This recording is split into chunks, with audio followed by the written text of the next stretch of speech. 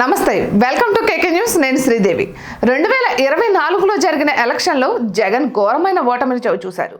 Why not 175 అన్న నినాదంతో ఉన్న జగన్కు కనీసం ప్రతిపక్ష హోదా కూడా దక్కలేదు. తనను ప్రతిపక్ష నేతగా గుర్తించాలని స్పీకర్ అయ్యన్న పాత్రుడికి కూడా లేఖ రాశారు. అయితే 5 ఏళ్ల పదవీ కాలంలో తీసుకున్న నిర్ణయాలపై చంద్రబాబు సర్కార్ పునఃసమీక్షిస్తోంది. అవకతవకలను గుర్తించే పనిలో పడింది. ఇప్పటికే కేబినెట్ కమిటీని కూడా ఏర్పాటు చేసింది. మరోవైపు నిబంధనలకు విరుద్ధంగా నిర్మించిన పార్టీ కార్యాలయాలకు నోటీసులు అందాయి. ఇంకోవైపు కేసులు నమోదు చేసేందుకు కూడా చంద్రబాబు ప్రయత్నం వెనకడుగు వేయడం లేదు. దీంతో జగన్ ఉక్కిరిబిక్కిరి అవుతున్నారు. దిక్కుతోచని పరిస్థితుల్లో ఉన్నారు. మీరే రక్షించండి అంటూ కేంద్ర పెద్దల శరణు కోరుతున్నట్లు తెలుస్తోంది. కేంద్ర పెద్దలు అడిగిందే తడవుగా ఎన్డీఏ తరపున స్పీకర్ పదవికి నామినేషన్ వేసిన ఓం బిర్లాకు మద్దతు ప్రకటించారు. ఎన్డీఏ ప్రభుత్వానికి బయట నుంచి తమ మద్దతు ఉంటుందని బేషరతుగానే వెల్లడించారు. సార్వత్రిక ఎన్నికలతో పాటు ఏపీ అసెంబ్లీకి ఎన్నికలు జరిగాయి. ఎన్డీఏ కూటమి ఘన విజయం సాధించింది. 166 అసెంబ్లీ, 21 పార్లమెంట్ స్థానాలతో ఎన్డీఏ కూటమి గెలుపొందింది. వైసీపీ కేవలం 11 అసెంబ్లీ, 4 పార్లమెంట్ స్థానాలకు మాత్రమే పరిమితమైంది. 2019 ఎన్నికల్లో 151 అసెంబ్లీ, 22 పార్లమెంట్ స్థానాలతో వైసీపీ విజయం సాధించింది. రాజ్యసభలో సైతం 11 మంది ఎంపీలను సాధించగలిగింది.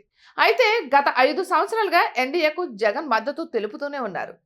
రాజ్యసభలో కీలక బిల్లుల ఆమోదానికి వైసీపీ మద్దతు బీజేపీకి అవసరం. అందుకే బీజేపీ సైతం వైసీపీతో సాన్నిహిత్యం కొనసాగించింది. రాష్ట్ర ప్రయోజనాల కంటే వైసీపీ రాజకీయ ప్రయోజనాలకు కేంద్రం ఇతోధికంగా సాయపడింది. కానీ ఎన్నికలకు ముందు టీడీపీతో పొత్తు పెట్టుకోవడంతో వైసీపీ దూరం జరిగింది. అయితే ఎన్నికల్లో ఓటమి ఎదుర్కోవడంతో తనను తాను రక్షించుకునేందుకు జగన్ కేంద్ర పెద్దలను ఆశ్రయించక తప్పలేదు. ఇలా కోరారో లేదో తాము మద్దతిస్తామని జగన్ ముందుగానే చేతులెత్తేశారు.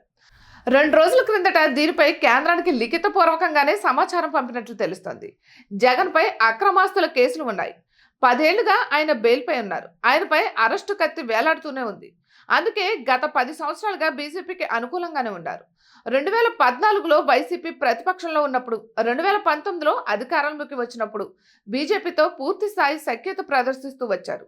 వైసీపీ అంశాల వారీగా మద్దతు అని చెబుతూనే బీజేపీ అడగక ముందే మద్దతు ప్రకటిస్తూ వచ్చారు. అయితే ఇప్పుడు కేంద్ర ప్రభుత్వానికి టీడీపీ మద్దతు కీలకం. జగన్ సంఖ్యాబలం కేవలం 4 మాత్రమే. అందుకే జగన్ కంటే చంద్రబాబుకు బీజేపీ అగ్రనేతలు ప్రాధాన్యమిస్తున్నారు. ఒకవైపు రాష్ట్ర ప్రభుత్వం వెంటాడుతుండడం, మరోవైపు కేంద్రంలో చంద్రబాబు కీలకంగా మారడంతో తనకు ఇబ్బందికర పరిస్థితులు తప్పవని జగన్ గ్రహించారు. అందుకే కేంద్ర పెద్దల ప్రాపకం కోసం ప్రయత్నిస్తున్నారు. వారు అడగకుండానే మద్దతు ప్రకటిస్తున్నారు. ఇటువంటి మరెన్నో వీడియోస్ కోసం కేకే న్యూస్ తెలుగు ఛానల్ని సబ్స్క్రైబ్ చేసుకోండి.